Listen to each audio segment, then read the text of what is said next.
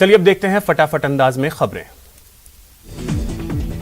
दिल्ली में चल रहे सेंट्रल विस्टा प्रोजेक्ट के निर्माण पर रोक नहीं लगेगी। दिल्ली हाईकोर्ट ने इस प्रोजेक्ट पर रोक लगाने से इनकार कर दिया है। इसके अलावा कोर्ट ने याचिका लगाने वाले शख्स पर 1 लाख रुपए का जुर्माना लगाया है। सीबीएसई और आईसीएसई के 12वीं बोर्ड की परीक्षा को लेकर सुप्रीम कोर्ट में सुनवाई टल गई है। कोर्ट में सरकार ने कहा, राज्यों की सलाह पर सरकार जल्द फैसला लेगी। गुरुवार को होगी अगली सुनवाई। कोविड महामारी को देखते हुए भारतीय स्टेट बैंक ने गैर होम ब्रांच से कैश निकालने की सीमा बढ़ा दी है। यह निकासी चेक या विथड्रॉल फॉर्म के द्वारा की जा सकती है। मतलब यह है कि अब आप बैंक के किसी भी ब्रांच से ज्यादा पैसा निकाल सकते हैं। बंगाल के चीफ सेक्रेटरी अल्पन बंदोपाध्याय को केंद्र द्वारा तलब किए जाने पर बंगाल की सरकार ने आपत्ति जताई है। बंगाल की मुख्यमंत्री ममता बनर्जी ने इस मसले पर प्रधानमंत्री को चिट्ठी लिखी। सागर धनखड़ मर्डर केस में गिरफ्तार ओलंपिक पदक विजेता पहलवान सुशील कुमार को लेकर क्राइम ब्रांच की टीम हरिद्वार जा रही है। सबूतों की तलाश में सुशील कुमार को हरिद्वार ले जाया जा रहा है। सुशील कुमार ने अपना मोबाइल फोन हरिद्वार में ठिकाने लगाया था। विश्व तंबाकू निषेध दिवस पर वर्चुअल सेंसेटाइजेशन कार्यक्रम का आयोजन किया गया, जिसकी अध्यक्षता चिकित्सा मंत्री रघु शर्मा ने की। कार्यक्रम में मुख्यमंत्री अशोक गहलोत ने अपने संबोधन में कहा कि स्वास्थ्य सरकार की पहली प्राथमिकता है। लोगों को चिरंजीवी योजना का लाभ मिल रहा है। सीएम ने कहा कि सरकार की सोच निरोगी राजस्थान है। उन्होंने बताया कि सरकार नशे के खिलाफ अभियान चला रही है। पीसीसी चीफ गोविंद सिंह डोटासरा ने बीजेपी के 7 साल के जश्न पर हमला बोला है। उन्होंने बीजेपी के 25 सांसदों को घेरा और कहा कि ये केंद्र से राज्य को राहत नहीं दिला पाए। देश में केवल 2 लोग सरकार चला रहे हैं। राज्य के साथ केंद्र सरकार ने धोखा किया है। वहीं वैक्सीनेशन पर डोटासरा ने कहा कि केंद्र सरकार की वैक्सीन पॉलिसी फेल साबित हुई है। वैक्सीन पूरे देश में वेस्ट हुई है। वेस्टेज में राजस्थान से ऊपर 12 राज्य। वहीं वेंटिलेटर मामले पर डोटासरा ने कहा कि जब वेंटिलेटर ही खराब आए तो उपयोग कैसे होता। समय पर चेक कर वेंटिलेटर भेजने चाहिए थे। अभी तक भी उनकी जांच रिपोर्ट नहीं आई है। महंगाई को लेकर पूरा देश त्रस्त है। आने वाले दिनों में अभियान और तेज करेंगे। देश में कोरोना की दूसरी लहर का कहर कम होने लगा है। 24 घंटे में 1,53,347 लोग संक्रमित पाए गए हैं। 2,37,568 लोग ठीक हुए। महाराष्ट्र में केस कम होने के बावजूद राज्य सरकार ने लॉकडाउन 15 जून तक के लिए बढ़ा दिया है। मुख्यमंत्री उद्धव ठाकरे ने रविवार को इसका ऐलान किया। बीते 10 दिनों में बिहार में कोरोना केस लगातार घट रहे हैं, जिसके चलते बिहार में 8 जून तक के लिए लॉकडाउन बढ़ा दिया गया है। बिहार के सीएम नीतीश कुमार ने लॉकडाउन बढ़ाने का ऐलान किया। मरुधरा में सख्ती ने कोरोना की रफ्तार थाम ली है। बीते 24 घंटे में 2,298 नए केस सामने आए। 66 लोगों की मौत हुई। एक्टिव केस की संख्या 50,000 से नीचे आई। मुख्यमंत्री अशोक गहलोत चिकित्सा व्यवस्थाओं को लेकर 4 जून को बाड़मेर को बड़ी सौगातें देंगे। 4 जून को वर्चुअल कार्यक्रम के तहत जिले के 7 विकास कार्यों का शिलान्यास करेंगे। गहलोत सरकार कोरोना के केस घटने के साथ ही चरणबद्ध तरीके से ढील देने की तैयारी कर रही है और कल से मिनी अनलॉक की शुरुआत करने जा रही है। प्रदेश के 21 जिलों में पॉजिटिविटी रेट 5% से नीचे आ गया है। प्रदेश में 8 जून तक लॉकडाउन है, इसलिए ज्यादा छूट मिलने के आसार नहीं। भरतपुर जिले की कामा तहसील में राजस्व विभाग की गड़बड़ी के कारण कामा विधायक जाहिदा खान और बीजेपी नेताओं में तकरार बढ़ गई है। कामा पंचायत समिति की जमीन को राजस्व विभाग की गलती से ईदगाह के नाम अंकित कर दिया गया है, जिस पर बीजेपी ने नाराजगी जताई। एक बार फिर प्रदेश बीजेपी में गुटबाजी उभर कर सामने आई है। बाड़मेर और बालोतरा में वसुंधरा जन रसोई अभियान चलाया जा रहा है, जहां पोस्टर्स में महज पूर्व मुख्यमंत्री वसुंधरा राजे की ही तस्वीर लगाई गई है, जबकि बीजेपी की अन्नपूर्णा रसोई में प्रधानमंत्री सहित प्रदेश संगठन की भी तस्वीर लगाई गई।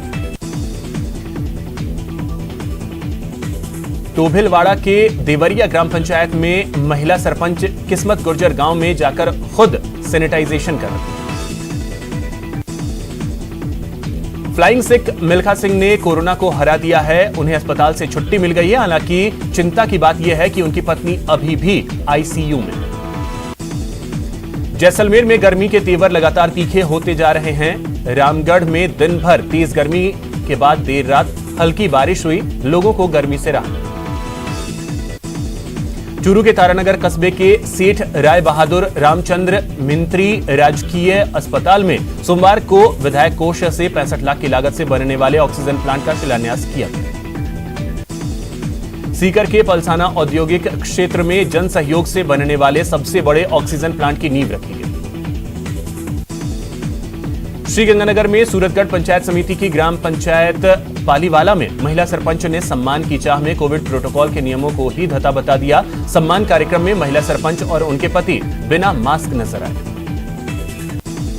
जोधपुर में उत्तम आश्रम मानव कल्याण सेवा समिति के स्वामी राम प्रकाशाचार्य की प्रेरणा से योगाचार्य संत सुखदेव प्रसाद ने योग का वर्चुअली प्रशिक्षण दिया। कोरोना की दूसरी लहर में प्रतापगढ़ में भी मरीजों और परिजनों को जरूरी संसाधन के लिए काफी परेशानी उठानी पड़ रही है, लेकिन 2 महीने में जिला अस्पताल ने कोरोना के इलाज के लिए खुद को तैयार कर लिया है, जिसमें ऑक्सीजन उत्पादन, सिलेंडर, ऑक्सीजन कंसंट्रेटर समेत सभी संसाधन मौजूद हैं। पाली के जवाई वन्य क्षेत्र और जवाई बांध के आसपास लॉकडाउन की धज्जियां उड़ाने का मामला सामने आया है। पुलिस ने वन विभाग के साथ मिलकर कार्रवाई को अंजाम दिया। लॉकडाउन के चलते निम्न आय वर्ग के लोगों के सामने रोजी रोटी का संकट खड़ा हो गया है। ऐसे मुश्किल वक्त में कई संस्थाएं जरूरतमंदों को मदद दे रही हैं। राजसमंद के छापली पंचायत में महादेव यूथ क्लब की ओर से कोरोना की रोकथाम के लिए आयुर्वेदिक काढ़े का वितरण किया गया, जिसमें यूथ क्लब के सभी युवाओं ने घर घर जाकर हर एक परिवारों को काढ़ा पिलवाया। जॉन करीब 500 गरीबों को काढ़ा पिलाया गया। अजमेर के युवाओं ने एक सराहनीय पहल की है और पिछले 45 दिनों से बेजुबान जीवों के लिए फूड पैकेट बनाना शुरू किया है, जिसमें 300 डॉग फूड पैकेट, गायों के लिए चारा, सब्जियां और बंदरों के लिए फलों का इंतजाम किया जा रहा है। बारां के शाहबाद सामुदायिक स्वास्थ्य केंद्र पर 18 से 44 साल तक के लोगों के लिए वैक्सीनेशन कैंप आयोजित किया गया। कोटा कलेक्ट्रेट से जागरूकता रथों को रवाना किया गया। शहरी और ग्रामीण इलाकों में पहुंचकर लोगों को कोरोना से बचाव के लिए जागरूक किया जा रहा है। कलेक्ट्रेट परिसर से जिला कलेक्टर उज्जवल राठौर और शहर एसपी विकास पाठक ने रथों को हरी झंडी दिखाकर रवाना किया।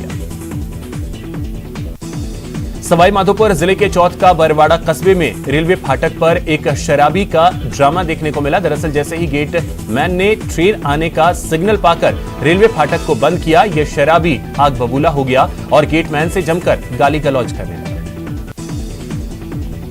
रविवार को जिले में आबकारी टीमों की शराब तस्करों पर बड़ी दबिश के बाद आखिरकार सिरोही पुलिस ने भी शराब के एक कंटेनर को जब्त कर जिला पुलिस की कार्यशैली पर खड़े हो रहे सवालों का एक बार फिर जवाब देने की कोशिश की।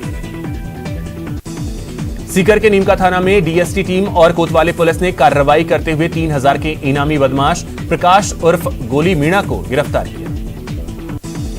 जालौर के खारा गांव में रास्ते के विवाद को लेकर एक युवक की लाठियों से पीट-पीट कर हत्या कर दी गई। हमलावर कैंपर गाड़ी में सवार होकर आए थे, वहीं युवक को बचाने आए व्यक्ति पर भी हमला किया।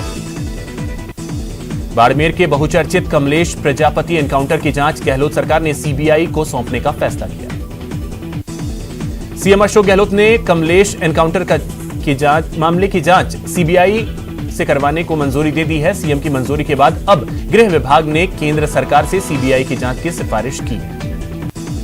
इस पूरे मामले पर पचपदरा विधायक मदन प्रजापत शाम 4 बजे बाड़मेर सर्किट में मीडिया से रूबरू हुए।